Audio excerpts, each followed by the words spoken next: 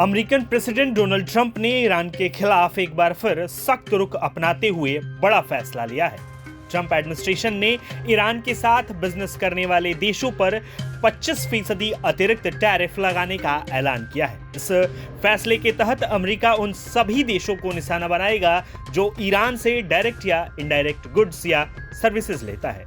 राष्ट्रपति ट्रंप ने इस संबंध में एक एग्जीक्यूटिव ऑर्डर पर साइन किए हैं, जिसके तहत ईरान पर लागू नेशनल इमरजेंसी को भी रिन्यू किया जाएगा। व्हाइट हाउस का कहना है यह आदेश अमेरिका की राष्ट्रीय सुरक्षा, विदेश नीति और इकोनॉमी की रक्षा के लिए जरूरी है। व्हाइट हाउस द्वारा जारी बयान में साफ किया गया है कि ईरान किसी भी तरह का बिजनेस करने वाले देशों पर अमेरिका अतिरिक्त टैरिफ लगाएगा।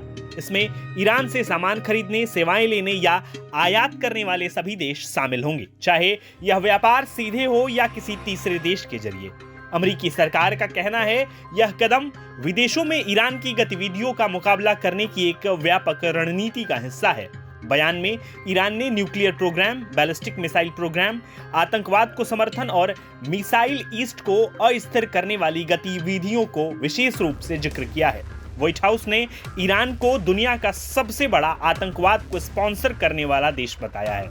अमेरिका का आरोप है कि ईरान पूरे क्षेत्र में प्रॉक्सी ग्रुप्स और मिलिशिया को समर्थन देता है। इन समूहों पर अमेरिकियों को मारने और घायल करने के साथ ही अमेरिकी सैनिकों, सहयोगी और साझेदार देशों को निशाना बनाने के आरोप लगाए गए हैं। अमेरिकी बयान में ईरान की घरेलू स्थिति पर भी सवाल उठाए गए हैं। व्हाइट हाउस का कहना है कि ईरानी सरकार देश में संसाधनों को न्यूक्लियर और मिसाइल कार्यक्रमों पर खर्च कर रही है, जबकि देश का इंफ्रास्ट्रक्चर कमजोर है और आम जनता गंभीर आर्थिक मुश्किलों का सामना कर रही है। इसके अलावा अमेरिका ने ईरान पर अपने ही नागरिकों के खिलाफ कठोर दमन करने का आरोप लगाया है। बयान में कहा गया है कि ईरानी सरकार ने प्रदर्शनकारियों पर हिंसा की बुनियादी मानव अधिकारों से लोगों को वंचित किया और सत्ता में बने रहने के लिए बल का प्रयोग किया। अमेरिका ने ईरान पर कट्टरपंथ फैलाने और शांति तथा क्षेत्रीय स्थिरता के प्रयासों को कमजोर करने का भी आरोप लगाया है।